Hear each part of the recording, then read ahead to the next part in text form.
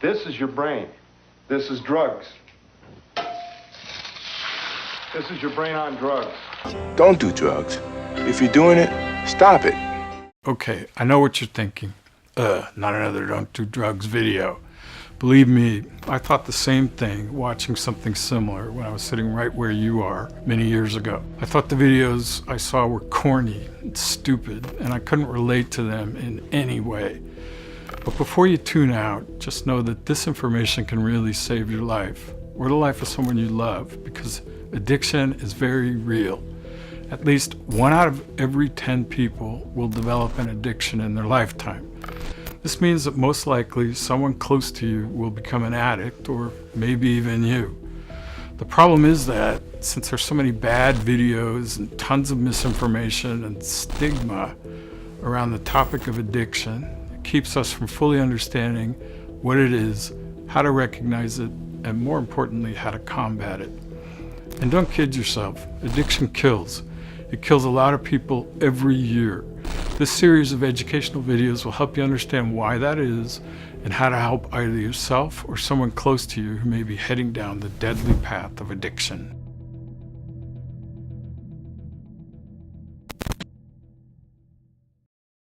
Hi, my name is Chuck. I'm 62 years old and I really screwed up my life because I'm an addict.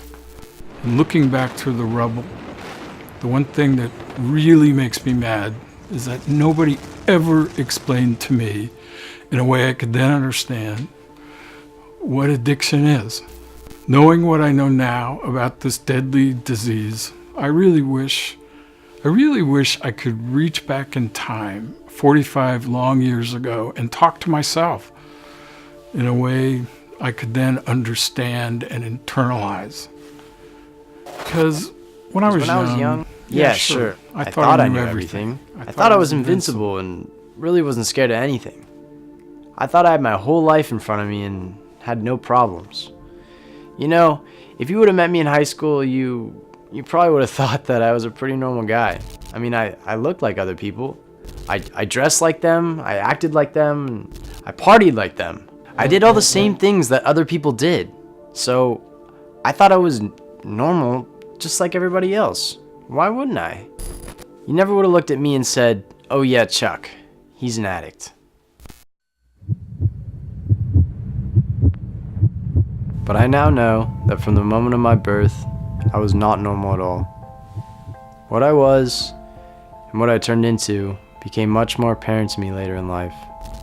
Is that from day one, my brain somehow made me highly susceptible to becoming an addict. And I turned into one. Finding that out was like discovering I was a vampire or something. I was walking among normal people, thinking I was just like them, but actually not being like them at all. I was different. I was an addict. And addiction eventually bit me very hard.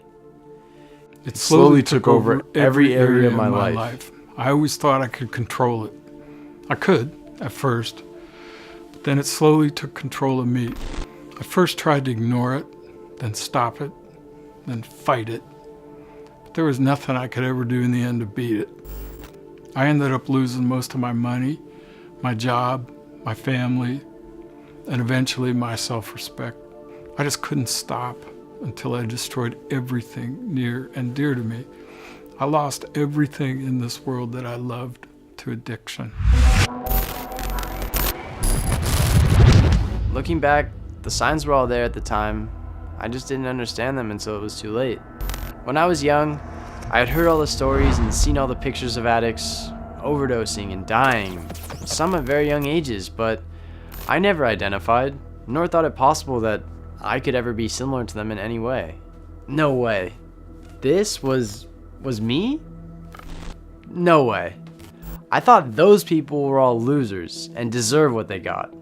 Sure, I used to go to parties like this every now and then, and sometimes I like to get wasted. Sometimes very wasted. So what? Lots of people did. I read somewhere that 80% of adolescents try alcohol or drugs at some point in their lives. It didn't look to me like 80% of the population then turned into addicts. Somehow I did. What I didn't know, and what no one cared or knew to explain to me, is that while I was sitting there, partying with a bunch of my friends, the stuff that was going on inside my brain, an addict's brain, was completely different from the experience that the other non-addict kids were having. We all used the same stuff, in the same amounts, at the same time, so the logical conclusion was that we all had the exact same experience. Wrong. The stuff we were all taking affected my brain differently than most of the others I was taking it with. And I had no way of knowing this at the time, so the question became, why me? What did I do to deserve this? I wasn't a bad person. I wasn't morally weak. I came from a good home. I was smart. I was just like everybody else, wasn't I? So why did I end up being different? Why did I turn into an addict when none of my friends did? I needed to know. So I did some research. I found out some things you need to know.